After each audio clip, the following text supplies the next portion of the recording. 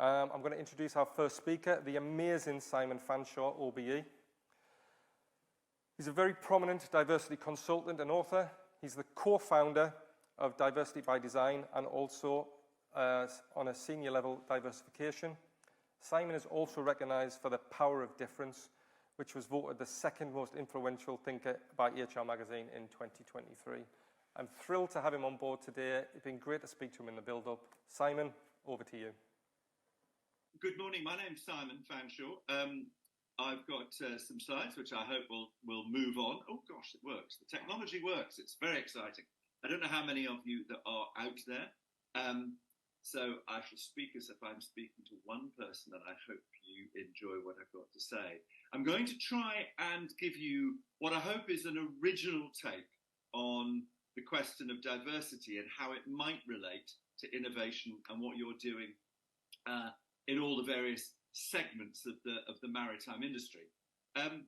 One of the problems, I think, at the moment is that there is a vast range of reactions that people have to the notion of diversity. Some people think it's absolutely, bizarre and terrific, and they're absolutely gung-ho for it. It's marvellous, and they spend all their time thinking and doing it. And there's another bunch of people who think, really? And there's a bit of eye-rolling going on, and no one's quite sure whether it means them or not. There's a sense that maybe it's a minority sport, and that, if they're not the minority, they don't have anything to say about it. My view is very strongly that we talk about this stuff for one really kind of quite fundamental human reason, and it's this, is that the only thing that human beings have really got in common is that we're all different. You can't see the world from somebody else's point of view. You can't experience the world from somebody else's point of view. You can't understand it from their point of view, which means that you can try, and that's the journey that's worth going on, but in a certain knowledge that you'll never succeed. And it's that journey, it's that attempt to understand each other, and then through that understanding of our difference, collaborate in order to do things, whether it's in a company, in a village, in a town, in a street, in a family, in a relationship, whatever. It's that collaboration through our differences. And so it's trying to understand how we can get to grips with each other's differences and what happens when we do. And the exciting thing is that when we do get to grip with each other's differences and that fundamental idea, actually there are great things happen, because we all bring something different. So I want everybody, I want to convince everybody on the call, whoever you are, I think you've got a role in this, you've got a voice in this, you've got a part to play in this notion of diversity, and that's fundamental to it. So it's not a set of rules and prohibitions, it's not a set of exclusions, it's an embracing concept, and it's linked. I'm going to try and show why I think it's linked to this notion of innovation. So I merely put that slide up to remind everybody where we are, and if that's not where you think you are, you're in the wrong place. So this is just a way of introducing me, and to give you a sense of why I think what I think, and how I got there. I mentioned Stonewall because some of you may remember, maybe as old as I am, and remember back to the 80s. And the 80s was a peculiar time for lesbians and gay men because it was bookended, you'll remember, by the AIDS crisis starting. The first person to die in the UK of AIDS died in 1981. And then at the end of the 80s, there was a kind of, it was called Section 28. I don't want to go into the detail of it, but it was really using lesbians and gays as a way of beating what you may remember in those days were called the loony left authorities, sort of Brent and Haringey and Lambeth and all that lot. And it was kind of using us as a sort of political tool. But it meant that, it was called the prohibition of the promotion of homosexuality as a pretended family relationship, with this rather peculiar thing. The reason I mention it was this, that we realised that there was a need for lesbians and gays to say to the country, look, there's a bunch of laws on the statute book that discriminate against us, and we don't think that's a good idea, and can we do something about it? The really key thing that I learned out of that was this, though. All the way through those campaigns, we never really asked people to take a view about homosexuality itself. We always went to the bigger principle. So we would say to people, and you can say to religious people, for instance, many of whom, or some of whom, have a not very positive view, or they might take a theological or what they would see as a moral or scriptural view of homosexuality, which was very negative. But you can still say to them, look, to Catholics, Jews, Muslims, do you think it's right that a group of people should be discriminated against by the law as a group? And they know what you're talking about because they've had that experience. So you can make these common alliances. And that's what I learned through Stonewall. And I think that's true of organizations, that what you do in organizations is you end up with a bunch of strangers. You're collaborating on whatever it is you're collaborating on in your bit of the maritime industry. You don't have to agree about everything. You merely have to find ways of working together in pursuit of that common objective. And that was what I learned from Stonewall. It was a very important lesson for me. I think it's true of organizations, and it worked. I mean, that's the other thing to say about it in political terms. By 2014, equal marriage, set aside the religious institutions that do still, in some ways, they have exemptions around employing lesbians and gays and so on and so forth. But set aside that, it's like job done. You know, equality, again, in the law for lesbians and gays is now the reality in the UK. So that's what I learned from that. Very important moment for me. The second thing is that I merely mentioned that I was chair of the Governing Council of Sussex. I only put that in because universities are very big, complex organisations, and it was a fascinating experience to find ways of understanding how you get organisations to change. And you know, we were very successful working with the exec team and the students and the staff to shift Sussex back into the top 20s there. So that was an important understanding for me because I got a sense of big, complex organisations. Diversity by Design is the company we now run. And what that was about was really saying, hang on a second, this is 2010. There's a load of stuff that's talked about around diversity that's very rhetorical or very sort of position taking or whatever. But is it actually changing opportunities for people, say, who are underrepresented in certain jobs? Is it actually increasing the ability of people to perform at their best within organisations? Because that's what inclusion really means. So we invented and developed sort of 3 or 4 interventions that we think bring about real change. And one of them, which I'm going to talk about today, really is this relationship between the strategic goals of the organisation and this notion of diversity. So seeing diversity as an approach to talent to achieve these goals. And that was one of the things I really learned in Powerful Women. So Powerful Women's a campaign to get more women into middle, senior and board positions in the power industry. Now, why would that matter? Why would it make the energy sector or the power industries, why would it enhance their ability to tackle the climate crisis or the carbon challenge? Why would more women, or a different balance between men and women, why would that make a difference? Well, what's interesting about that is that observing, as I have done, that discussion, trying to link strategy and diversity here, what you see in that, and it's probably quite true in your industry, it's certainly true, I'll get to mining later on, what you find is that there's a very different set of skills required now in power and energy businesses than there were 10, 20 years ago. So you can vastly open up opportunities. And one of the things is if you can attract women into an industry that typically hasn't attracted women, you widen the pipeline, you widen the opportunity to reach talent, and as importantly, you widen opportunities for the talent to get into the business. So observing that strategic discussion over the period through Powerful Women has been really interesting. And the reason I put up the HR magazine's second most influential, I'm now in their Hall of Fame, but the reason I'm telling you that, it's the sort of Mount Rushmore of HR. But the reason I'm telling you that is just so you get the confidence that somebody else thinks I vaguely know what I'm talking about. So there you go. And the last thing, frankly, is a plug. This will solve all your Christmas giving gift challenges. This is my book. My latest book. And the reason I put it up there, actually, apart from sheer vanity, is that actually, if you are interested in any things I've said today, then it's got all the research. So you'll find all the references and so on and so forth. And do get your phones out. It's very reasonably priced on Amazon now. So there we go. Right. So let's get into it. So this is, there's a government maritime strategy. And these are the kinds of things that the government at least thinks you as individual companies should be able to contribute to. I merely put it up, don't worry about reading the detail, and we can send the slides around, I'm sure, afterwards.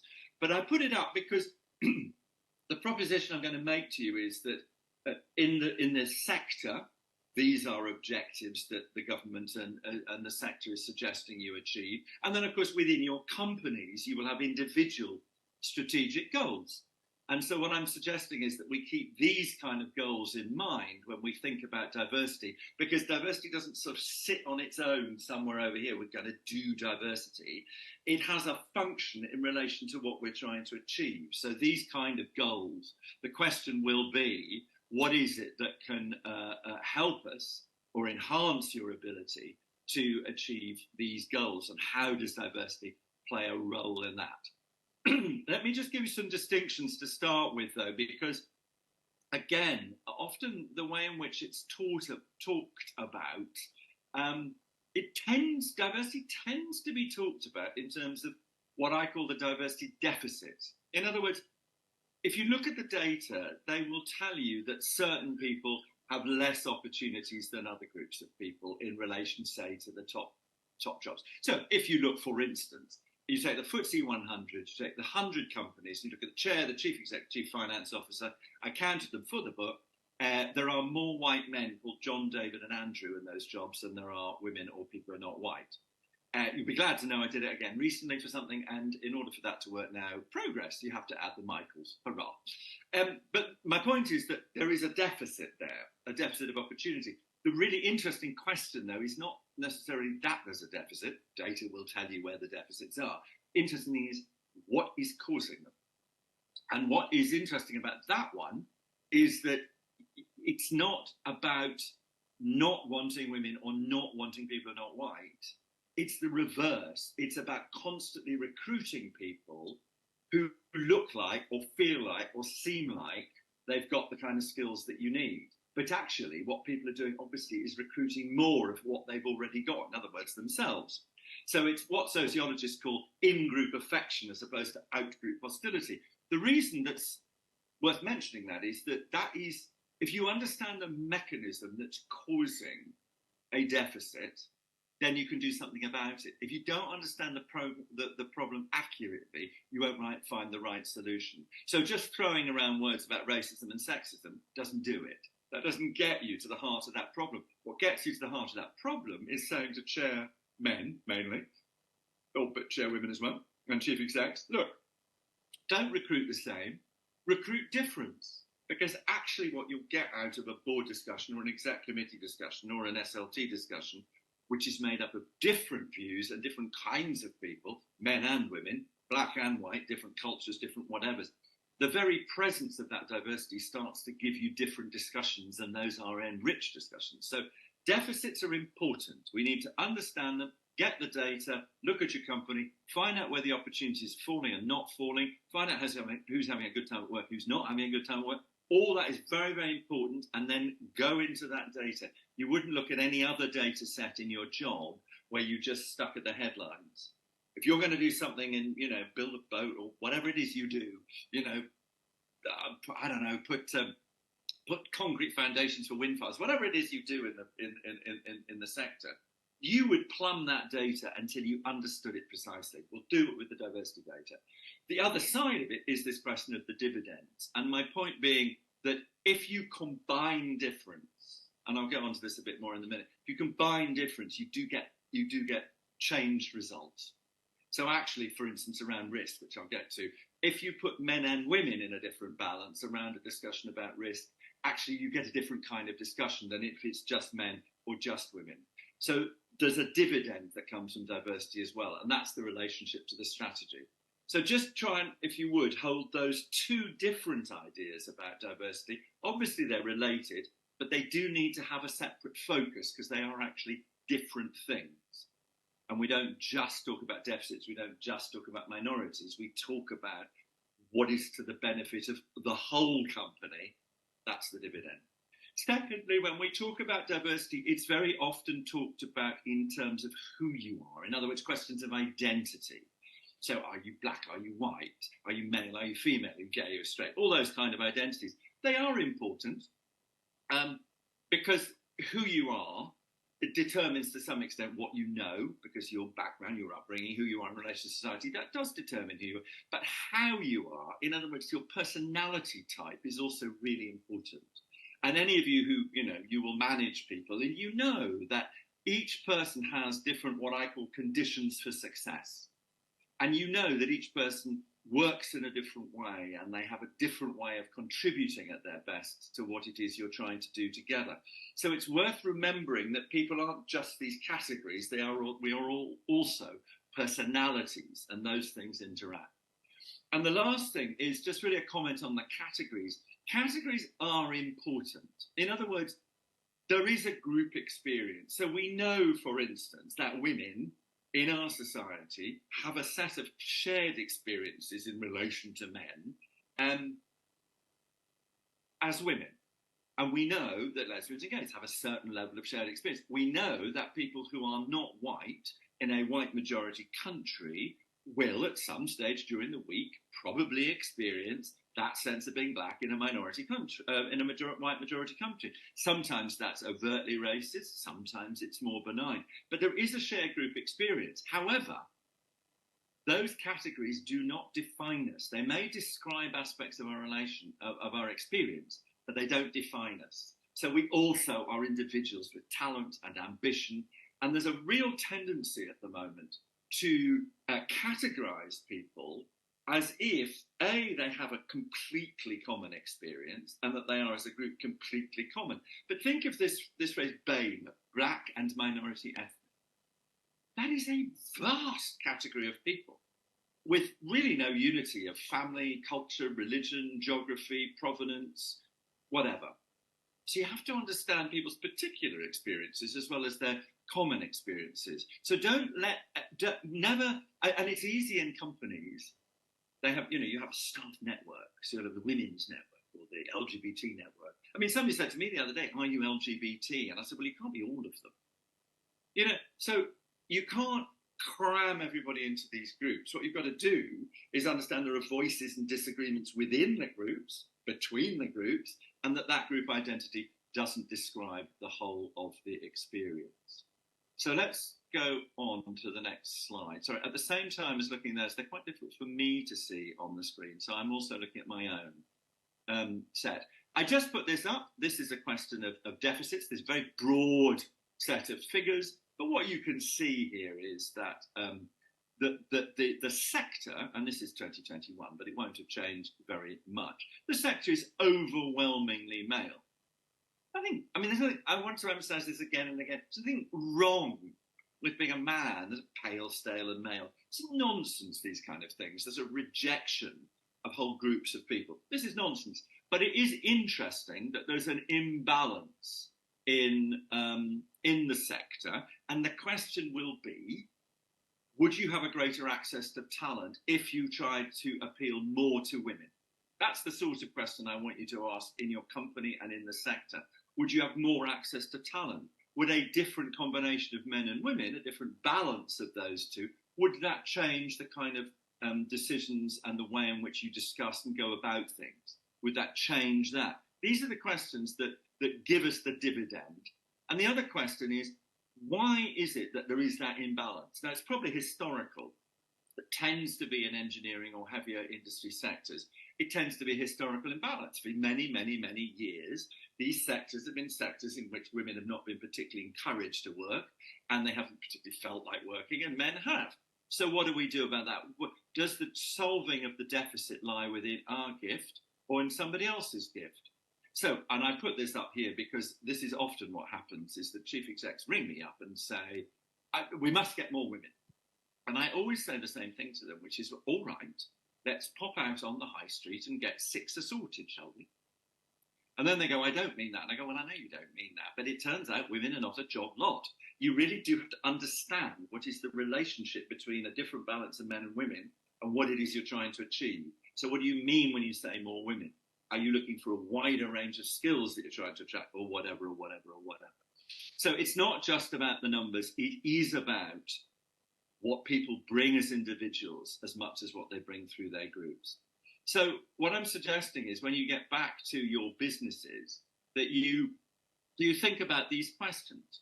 So you've got the data, say, and you look at the data and you go to yourself, all right, is that significant? So what is my benchmark? How will I understand whether or not the balance? So for instance, you'll often find what was it doing the other day? Somebody was telling me that the company that they're in is 20% non-white, the staff, they're in London, and London is 40% non-white. Now, you could use that population benchmark and say to yourself, well, does that matter? You could say, well, our jobs are of this particular type. We might say, well, administrative jobs. So do we know how many people in London are in administrative jobs who are not white? And is that a better benchmark? But whatever it is, you need a benchmark. You need to, you can't just look at the figures and go, oh, well, there's different balance between men and women, therefore, that might not matter. It might not be an imbalance in terms of the population. Well, between men and women, it pretty much always is because it's 50-50. But in ethnic terms, for instance, does it matter? I mean, in other words, what you're trying to understand there is a deficit being created because you're blocking talent or there are barriers to people's access to the industry or whatever it is. So you've got to find some way of understanding the significance of the deficit. And once you've done that, then what you need to do is think, all right, now I understand that. Now, what are the causes of that? And if I don't know, how am I going to find out? So if the causes are historical, so if you look at engineering, for instance, if you look at a pipeline into engineering of women, and it starts with young girls. So girls make a decision pretty much 6, 7, 8 about going into STEM or not into STEM. That there are strong kind of cultural and societal pressures around young girls about those choices. Do you find really early on, actually, kids are starting to conceive of what they can and can't do? You know, if you ask 6-year-olds, ask a 6-year-old whether a doctor's a boy or a girl. They'll say a boy. Overwhelmingly, they'll say a boy. Or if you say engineer, they're boys or girls, they'll say they're boys. So they have this very strong conditioning. So that happens very early on. When young women then go to, start to make decisions about university, well, actually, universities can do a huge amount to attract young women, albeit the pipeline's already narrow. They can still do a huge amount of attracting young women into the university by showing them they'll have a good time, they'll be valued, and so on and so forth. Then there's the question of going into the industry. Well, that's about the industry making it more open to itself. So at each point in this, where the pipeline starts to narrow, and it does at each of those points, different people are responsible. So when Gordon Brown was Prime Minister, there was a huge investment in STEM in schools, and it had a huge effect. Many more girls started to choose STEM subjects and engineering and so on and so forth. So you need to think of those things. So you need to think, what is the benchmark? How do I understand when something's significant? And secondly, therefore, what am I able to do about it? Now, let's think about the dividends now. I've said before that diversity and inclusion are precisely about difference. This is not about trying to make everybody the same. It is precisely about valuing difference and understanding and enjoying it. And at work, what's peculiar is that there's no right. I mean, we're there. We say, oh, we're there because we were recruited. There was a process, and we had a bunch of skills and whatever. But the truth of it is, we're a bunch of strangers, and all we've got in common is build that boat, create that port, whatever it is. I don't know, whatever it is you do. That's what you've got in common. Back to my Stonewall point. What you don't want to do is necessarily get everybody to be the same, agree about everything. What you've got to do is create the circumstances in which you collaborate really well. And my suggestion to you is you collaborate best when you understand what each of you differently brings and what the conditions are for each of your success. So if you're a white person that comes from sort of broadly, I don't know, you may be secular, but let's, for the sake of argument, say, you come from a family, sort of Church of England or whatever, and you're working with somebody who's Muslim. You don't have to have deep theological discussions, but each of you might like to just think about the different cultural backgrounds that you're bringing to work, and therefore, what's the different timetable of the day? You might find that you're working with somebody and they pray 5 times a day. Okay, just remember that and think about that. So when you come to structuring the day, you structure it in a way that suits them. They might therefore have to think, oh, hang on a second. They like going to places where they can have a glass of wine. So let's go to places that have food and wine that are not just alcohol. That's fine. So we'll do that. So you end up having things that work for both of you because you've understood what each other's needs are. Okay? So I'm suggesting that that's how we work best with each other. So how do you achieve these dividends? How do you do that? Well, what I'm suggesting to you is there are these three elements: seeing difference, valuing it, and combining it. And you have to do all three things, I'm suggesting. So the first thing is that it's worth recognizing difference. Now, people sometimes think this is a divisive way of thinking about stuff. I'm suggesting to you it's not a divisive way of thinking about stuff, as long as what you remember is that you're doing it in the pursuit of a common objective, whatever it is in your company. So you're seeing the difference in order to be able to collaborate. You're not seeing the difference in order to separate. And one of the problems around diversity at the moment is you've got this peculiar idea that different groups of people are the only people who can talk about, think about, or interact with who or what they are. So you get staff networks typically, and then you get, the BAME network or the LGBT network, or the women's network. And companies end up behaving as if those groups of people, A, have a single voice and they know everything there is to know about being gay or about being black or about being female. This is not true. You cannot rely on just those groups of people to produce your policy or whatever. Okay? So you are able, as a man, you are able to have a view about the opportunities offered to women. You need to listen to women about what they're saying because they will understand it in a wholly different way than you will do. But don't suspend your critical faculties just because you're a bloke. Now, what happens is that at the moment, there's a lot of point and punish. In other words, you express a view, somebody says, I'm offended by that, and it all falls apart. I'm suggesting we have to find, number two, we have to find productive ways of having those disagreements. And the absolutely fundamental thing about that is that you don't talk to the person, you talk to their ideas. So you listen, you understand that they're coming from a different point of view. If you're a man, you need to understand women's experience and listen to it. But when you come to disagreeing with somebody about something maritime, you speak to what they say, not who they are. And there's a bit of a tradition at the moment in the diversity world where people begin a sentence as a blah, blah, blah, as a woman, as a black person, as a gay man, as a middle-class wally, whatever it is. That is an attempt, it seems to me, to justify what you're going to say on the basis of who you are. Productive disagreement doesn't work like that. The only way is we appreciate what difference each other is bringing, and we speak to the ideas, the thoughts, the subject. We don't say, you can't say that because. We may say, actually, what you just said there offended me. I was angry when you said that. Oh, that's good. That's all fine, because you're responding to what they said. So in order to achieve these dividends, we have to see the difference, value the difference, and then combine it. And it's the combining it that's really, really important, because that's the moment where, and in a relationship, do you have the argument? Well, that depends on whether you want to keep the relationship or not. So, often you'll say, well, I want to go and see this movie. And they say, I want to go and see that movie. And then one of you's got to say, all right, well, let's go and see one of the, one of you's got to agree to go and see the one the other one wants to go and see. And that's because what's more important is spending the evening together rather than winning your argument about what movie to go and see. We make those judgments the whole time, combining it. Productive disagreement, fundamental, talk to their ideas, not to who they are. And this last thing is that great cultures at work are not about rules and prohibitions. They are about how we get on best together. And so the minute somebody says, you can't talk about that, or you mustn't say that word, or whatever, actually that's less helpful than you understanding why it is that they would be uncomfortable or uneasy. So I'll get into this a little bit later, but you've got to understand a bit about, you've got to appreciate and be sensitive to their difference, but actually that's a negotiation between human beings.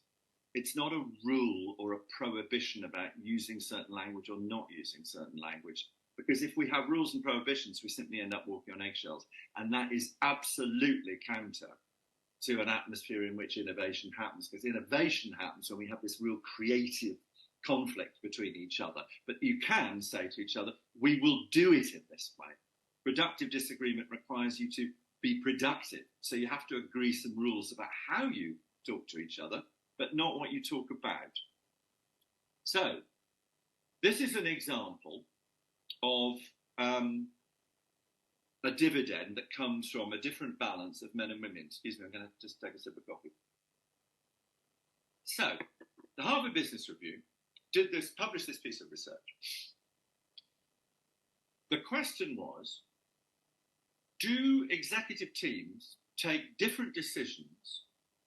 In this case, they used they used growth strategies as the sort of metric that they were going to examine in order to test this proposition. Do men and women, do groups that have a different balance of men and women make different decisions about growth strategies? And what they discovered was that there was indeed a correlation, that a better balance, that's my judgment, but a better balance of men and women actually changes the decisions they make. So growth strategies broadly fall into these two categories. You either go for mergers and acquisitions, which is a high risk, high return strategy, or you go for a lower risk, high return strategy, which is innovation and it's research and development and so on and so forth. What they discovered was that executive teams that have a more equal balance between men and women tend to take the lower risk decisions. Now, and the men, the ones that were dominated by men, tend to take the higher risk decisions. So as you see in number 2, their firms shifted focus from mergers and acquisition to research and development. And the impact, it was very dependent on the women's presence being valued alongside the men, and the men valuing the women valuing the men. What was interesting then was that they asked, why was that the case?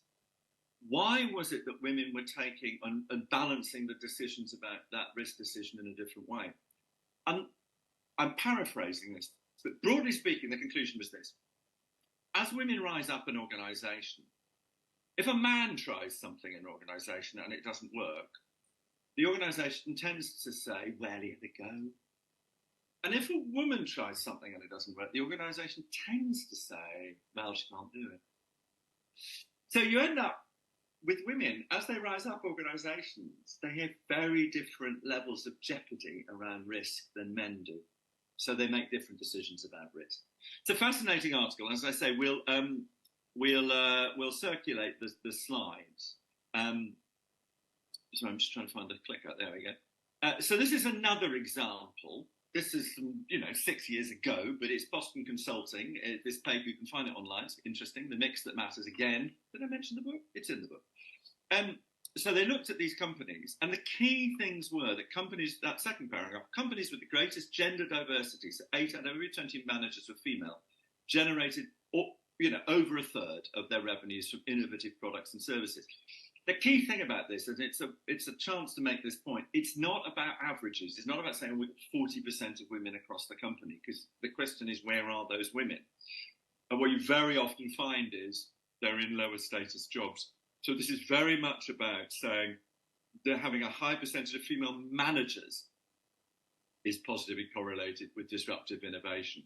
Again, it's another example of what happens. And one of the reasons it happens is this.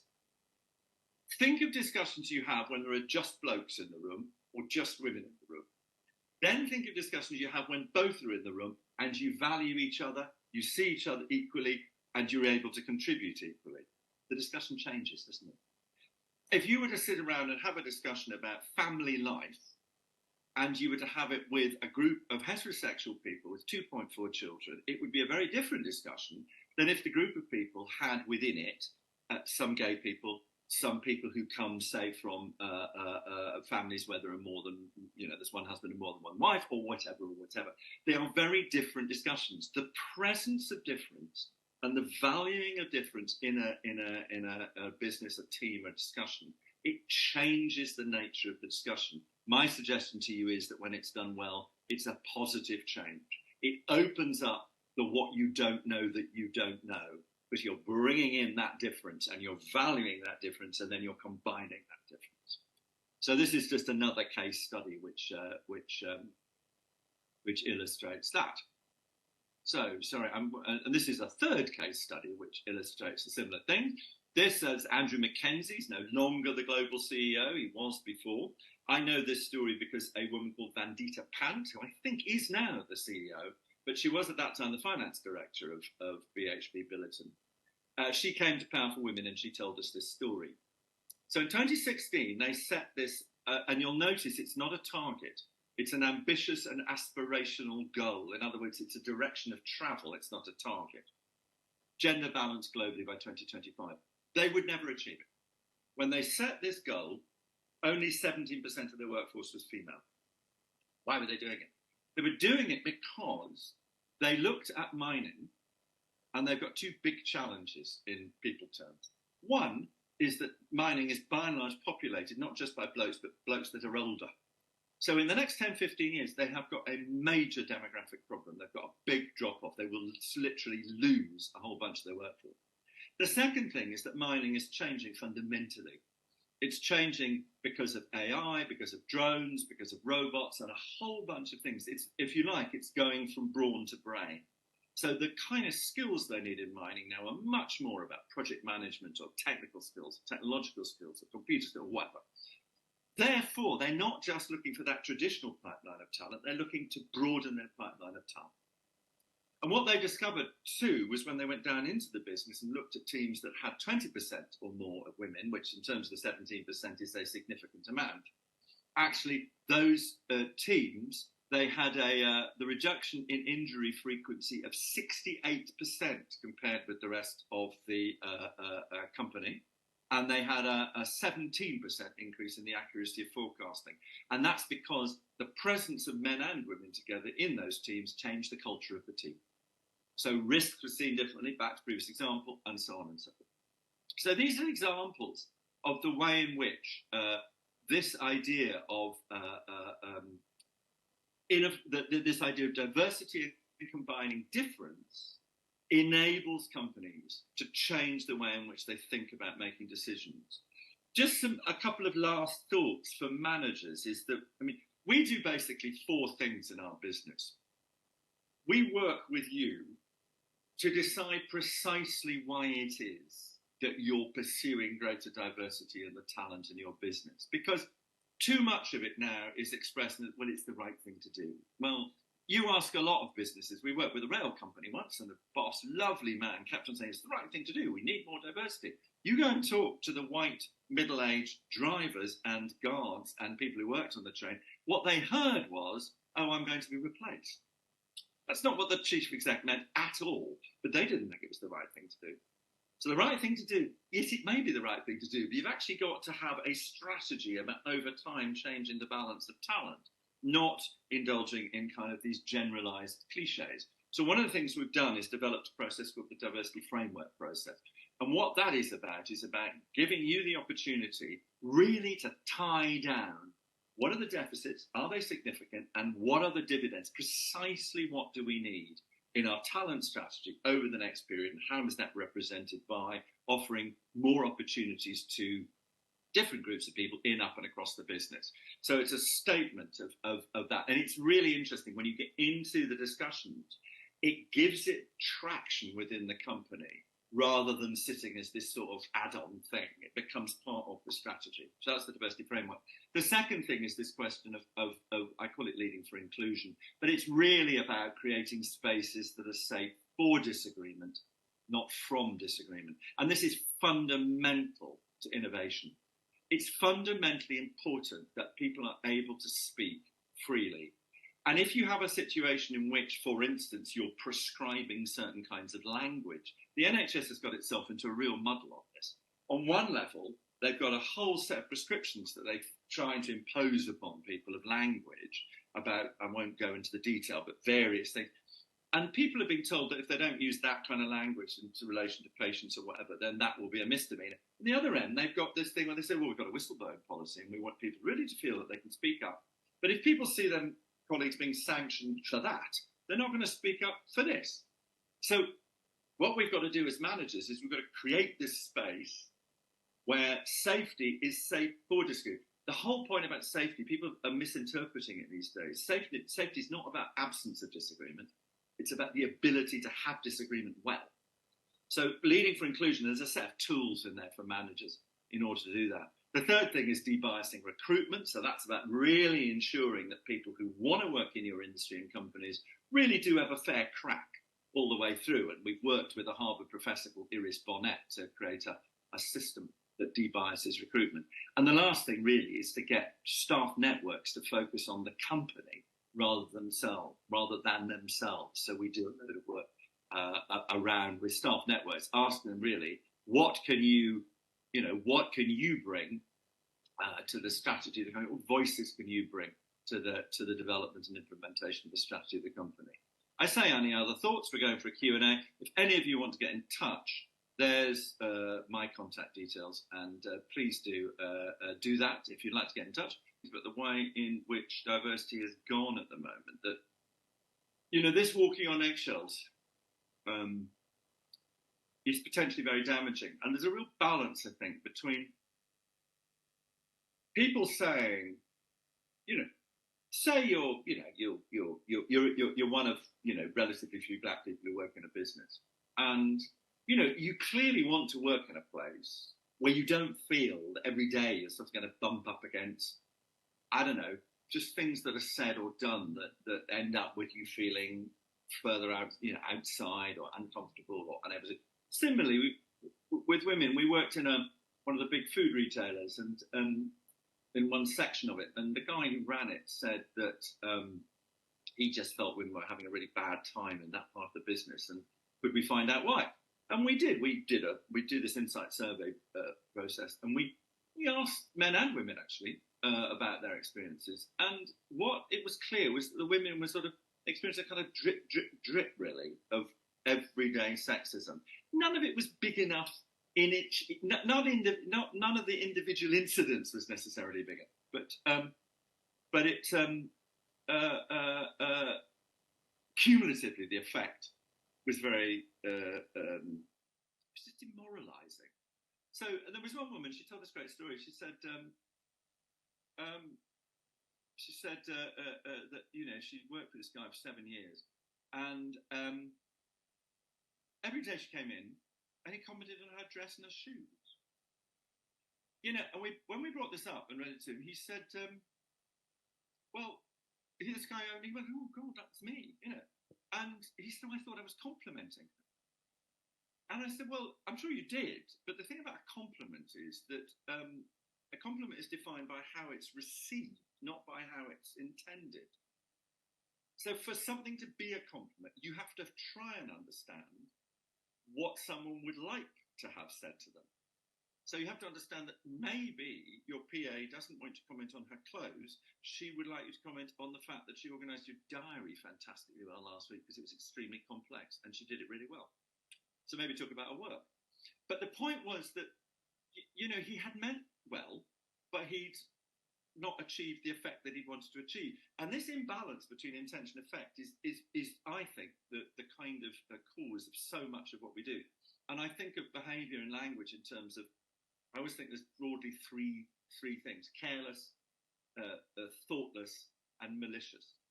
And I think it's important that we don't default to malice, an assumption of malice, that we recognise that actually we kind of, because as I said right at the beginning, we can't understand each other, we kind of blunder around a bit with each other, inevitably. And so therefore the question is, as I said before, do we want to point and punish, or do we want to talk and learn? And there's a real balance there, I think, for people, because on the one hand, they just want the behaviour to stop. But the question is, how does it best stop? How do we best create that atmosphere actually where everybody learns? And so the atmosphere remains open. And therefore people are not walking on eggshells, they're carrying curiosity with them. And that's a real balance. And the rules and prohibitions don't do it. We have to negotiate this stuff with each other because we're all trying to learn. There's a question there that says, how does language we use in recruitment impact the people we attract? And what tips do you have for diversity in recruitment? Okay. Yes, language does, and there's a lot of studies that give us that. So if you talk about caring and nurturing, you get more women. If you talk about leadership and dynamic, this, that, and the other, you get more blokes. So, but don't use, there are a lot of actually rather simplistic gender, so-called, I mean, they're sort of gender washing kind of techniques that you can put through your adverts. The key thing is this, and what we discovered working with Iris Bonnet and Harvard, is that the first thing to do is to make absolutely clear about what you, and this is, I'm talking heads of sort of senior leadership team, execs and board, because we don't have any experience in volume recruiting. But again, you can use these principles there, but we don't have any experience in it. What is important is that you are really clear about what you want somebody to bring to that job. So the first thing to do, and then express it in terms of, so I'll give you an example. If you use language like, and we did recently worked on a general counsel, the recruitment of a general counsel, board level, executive and board level, and they kept on, in the discussions, they kept on using the word gravitas. Well, I tell you what gravitas means. It means a middle-aged bloke. So the question was, no, but when you say you want someone to bring gravitas, why? What do you really want them to bring? You know, what are you really after there? And so teasing out what you're really after. So try to get rid of the assumptions that underlie what you think that job usually has.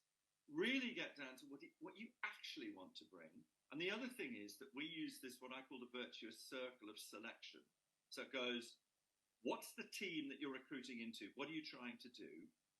Now let's think about the combination of difference you want in the team, of personality, the who and the how. So who have you already got? So always when you recruit, who are you trying to add to give you that combination? So I think there is two things. Yes, think carefully about the language. Secondly, think carefully about what you really want this person to bring, and then go and look for them in places you don't usually look. So stretch outside your usual comfort zone. Really make an attempt to say, we think that the combination difference in our business really matters to us. So we're really trying to create that diversity. So we're really interested in hearing from people who will bring us this difference. That is perfectly lawful to do. It is perfectly lawful to say, we will we will see everybody. This is what we want people to bring. So you don't say, we want more women. You say, we've got a very risk-based business. We want to change the balance of men and women. So we want women to bring this particular skill. We want the candidate, to bring this particular skill or background. Give you an example. Local authority, East London, recruiting a head of research. They wanted, not, if I can call it this, a sort of desk-based wonk, they wanted somebody who was actively able to actively research in the community. And one of the big priorities they've got is the relationship between young black men and work. Lots of young black men unemployed, They weren't actually saying, we want a black person. That is not lawful. You can't appoint somebody because they're black, because they're a woman, because they're a man. That is unlawful. What you can do is that we want someone to bring this set of skills or this set of experiences.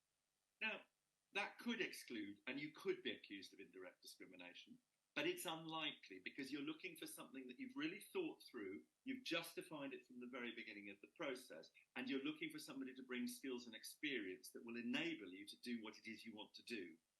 And that is a lawful logic, if you like, there.